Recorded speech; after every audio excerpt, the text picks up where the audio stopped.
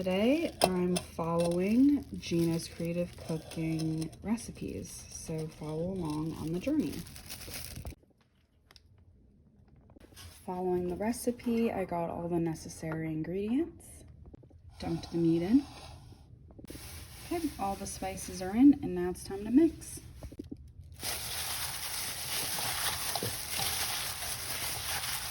Then I moved it right into this bag and let it sit and marinate. I just took the chicken out from the fridge, and now I'm going to separate them and put them into the oven. I also laid out some parchment paper, as you can see. So let's get these in the oven. Okay. All right, time to take out. Just took the chicken out of the oven, and now I'm just gonna turn each one. Back in the oven, there you go. Just freshly out of the oven.